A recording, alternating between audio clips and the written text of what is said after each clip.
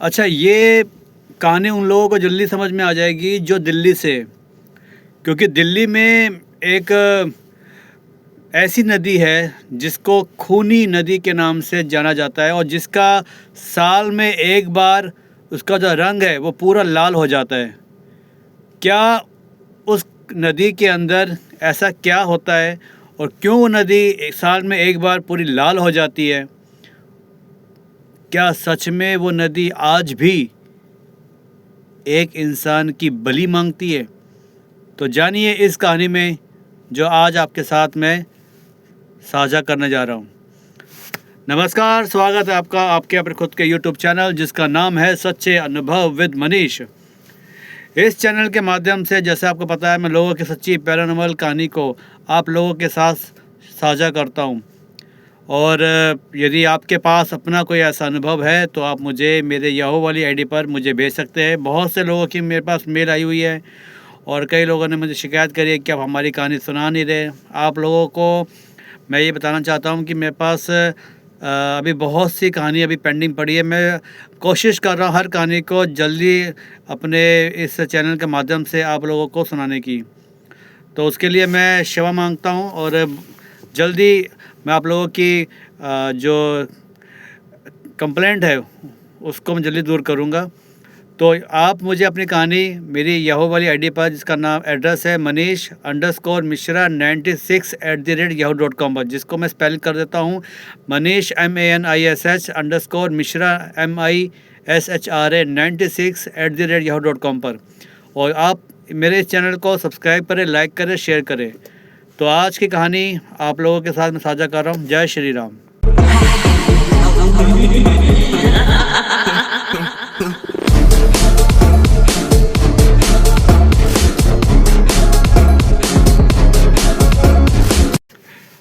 आज की कहानी मुझे विनोद पाठक जी ने भेजी है, जो एक इंजीनियर है और एक अच्छी कंपनी में काम करते हैं।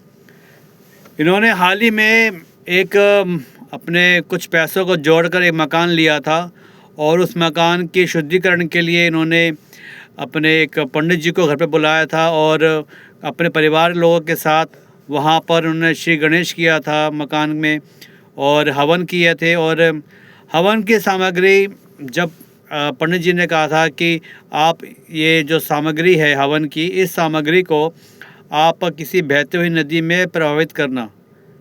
तो इन्होंने जैसे पंडित जी ने बताया था तो उसको हिसाब से इन्होंने वो जो हवन की राख थी उसको इकट्ठा किया और 2 या 3 दिन बाद एक दिल्ली में जगह है, मैं नाम नहीं बताऊंगा जगह का, वहाँ पे एक नदी बहती है और वहाँ पर एक जल बोर्ड का वो भी है जहाँ पे पानी को साफ़ किया जाता है।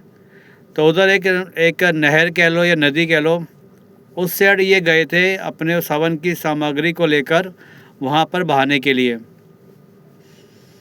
इन्होंने जो समय चुना था वो समय चुना था शाम को 6 बजे के आसपास का। गर्मियों के दिन थे तो ये अपने काम से जल्दी घर आए थे और वो जो हवन की जो सामग्री थी, जो हवन के बाद जो बच जाती है वो राख सी, उसको पोटली में बांध करके मोटरसाइकिल से उस नहर के पास गए थे, उस नदी के पास गए थे। तो जब ये वहाँ पहुँचे थे और उन्होंने जब उस हवन कुंड को, हवन सामग्री को उन्होंने उस नदी में जब बहाया था तो इन्होंने कहा कि मैंने देखा कि दूर किनारे एक बुजुर्ग सा इंसान बैठे रो रहा था।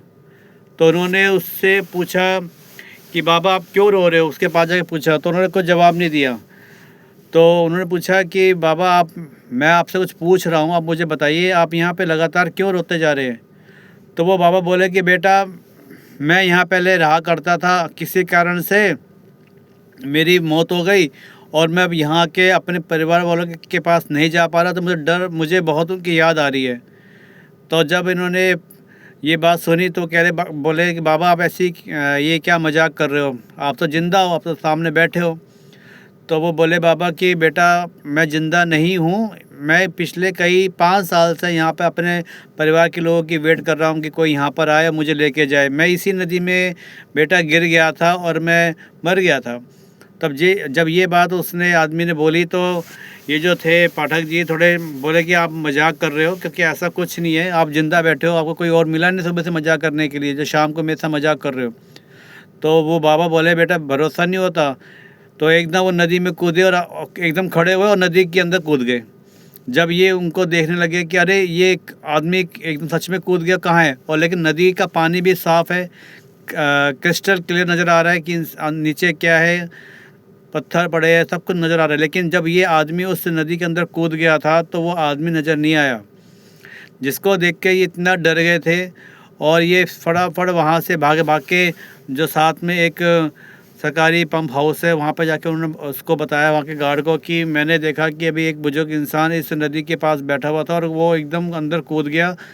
तो वो आदमी बोला कि भाई साहब भाग जाओ यहाँ से, क्योंकि यहाँ पर ऐसी घटनाएं हर दिन किसी के साथ होती रहती, क्योंकि ये वो लोग होते हैं जिन्होंने यहाँ पर आत्महत्या कर ली थी और उनकी लाश नहीं मिली आज तक, और लेकिन उनकी आत्माएं आज भी इस नदी के आसपास लोगों को दिखाई देती है। वो तो आप लक्की मांग लो या अपने आप को लक्की मानो कि क्योंकि उसने आपको नहीं लेके कूदा, क्योंकि कई बार ऐसा होता है कि कोई इस पानी को अगर आप देखोगे तो आपका ऐसा मन करेगा कि आप भी इसके अंदर जंप कर जाओ।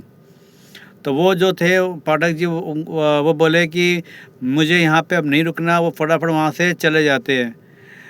लेकिन वो वहाँ से चले तो गए, लेकिन जब वो घर पे आते तो घर पे आने के बाद उनको कुछ अजीब सा अनुभव होता है। ऐसा लगता है जैसे मानो उनके कंधे पे कोई बैठा हो, कंधे उनके बहुत भारी भारी हो रहे थे। तो जब उन्होंने अपनी पत्नी को कहा कि कुछ एक बाम लगा दो, मेरे कंधे पे दर्द हो रहा है, तो जब उन्होंने उस पर कुछ वो बाम लगाया तो उसके बाद भी उनके कंधे में कुछ आराम नहीं पड़ा। तो उन्होंने फिर क्या किया, फिर अपने घर में उन्होंने कुछ एक आराम से खाना खा के फिर वो सो गए थे। सोने के बाद रात को पाठक जी ने बताया कि रात को छत पे मुझे ऐसा लग रहा है जैसे कि मानो कोई ज़ोर ज़ोर से कूद रहा हो छत के ऊपर। तो और जब उसकी ये आवाज़ सुनकर जब उठे तो बहुत ज़्यादा डर गए, क्योंकि रात का समय लगभग 2 से ढाई के बीच का समय था जब उनकी आंखें खुली थी और छत पे कोई ज़ोर ज़ोर से कूद रहा था। तो उन्होंने अपनी धर्मपत्नी को बताया कि ये सब क्या हो रहा है। तो उनकी धर्मपत्नी कहा कि मुझे भी कुछ सुनाई दे रहा है कि मानो कोई छत पे कोई चोर वोर तो नहीं आ गया। तो उन्होंने टॉर्च लेके जब छत पे जाते हैं तो देखते हैं कि छत पे कोई नहीं होता, छत खाली होती है। और जैसे ही ये मुड़ते हैं वापस नीचे आने के लिए, तभी इनके सामने वो जो इनको नदी के किनारे जो आदमी दिखाई दिया था बुजुर्ग इंसान, वो इनके बिल्कुल जस्ट एकदम इनके सामने खड़ा हो गया, जिसको देख के इनकी चीखें निकल गई। और ज़ोर से जब ये चीखे थे तो इनकी धर्मपत्नी नीचे से भागी भागी ऊपर आके पूछती है क्या हो गया, आप क्यों चिल्लाए थे ऐसे। तो इन्होंने कहा कि आज जब मैं वो राख डालने गया था नदी के किनारे और जो बुजुर्ग इंसान मुझसे बोल रहा था कि मैं मर गया हूँ, यहाँ पे कूद गया था, और कह रहे वही इंसान मुझे अभी इस छत के ऊपर दिखाई दिया। जब ये बात इन्होंने अपनी पत्नी को बताई तो उनकी पत्नी भी काफ़ी डर गई, भयभीत हो गई।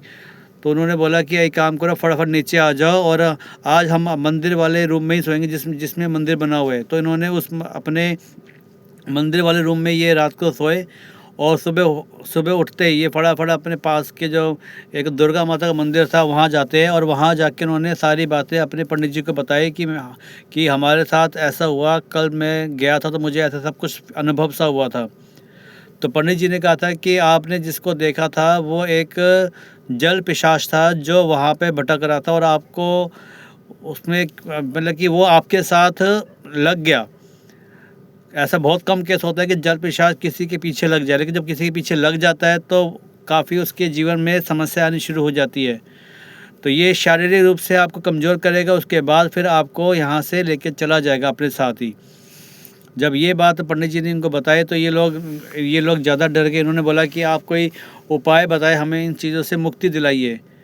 तो पंडित जी ने फिर कुछ एक बहुत बड़ा कुछ धागा लेकर कुछ मंत्र पढ़कर उनके गले में बांधा, और कुछ जड़ थी पेड़ की वो इनके पेड़ में गले में बांध दी धागे के अंदर डालकर, और कुछ एक जल दिया कि इस जल को आप पियो और इससे वो चीज़ जो है वो थोड़ी दूर रहेगी, आपके पास नहीं आएगी। लेकिन इसके लिए मुझे इसकी प्रॉपर मुक्ति करानी पड़ेगी, क्योंकि बिना मुक्ति कराए ये आपके साथ हमेशा रहेगा और आपके घर को बर्बाद कर देगा, आपको कहीं का नहीं छोड़ेगा। तो इन्होंने फिर एक अपने जो एक दूसरे मंदिर के जो भगत जी थे उनको बुलाया, उनसे मिलकर उन्होंने इसको मुक्त करने का इन्होंने कुछ योजना बनाई, कैसे इसको मुक्त किया जाए। क्योंकि ये जो जल पिशाच होता है वो एक के काबू नहीं आता, इसमें कई अपार शक्तियाँ होती है, इसमें कई जिन और प्रेतों की अपार शक्तियाँ होती है इसके अंदर। तो उसको दूर करने के लिए उन्हें एक माँ भगवती का एक घर में इन्होंने एक पाठ कराया, और उसके बाद वो फिर वहाँ पे घर में कुछ इन्होंने ऐसे कुछ चीज़ें रखी जिससे इनके घर में वो चीज़ें अब वो एक तरह से एक आभा मंडल बन गए, एक तरह से चक्रव्यूह बन गया कि उनके घर में अब कोई बुरी शक्ति नहीं आ सकती थी।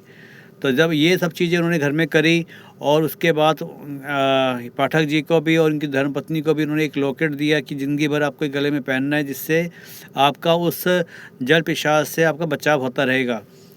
तो जब इन्होंने धारण करा उसके बाद ये बिल्कुल उस दिन के बाद से इनको ना छत पे कुछ ऐसी अनहोनी सी आवाज़ सुनाई दी, ना वो इनको दिखाई दिया, ना इनके मन में कोई डर रहा, ना इनके कंधे भारी भारी हुए। तो ये कहानी उन्होंने मुझे भेजी है, इतनी सी कहानी थी। अब इसको सच मानो झूठ मानो ये आपके ऊपर डिपेंड करता है, लेकिन मुझे ये कहानी अच्छी लगी, सच्ची लगी, तो मैंने आप लोगों के साथ शेयर कर दी। यदि और आपके पास कोई कहानी है तो प्लीज़ मुझे भेजिए। तो मिलते हैं नेक्स्ट डे एक नई कहानी के साथ। जय श्री राम।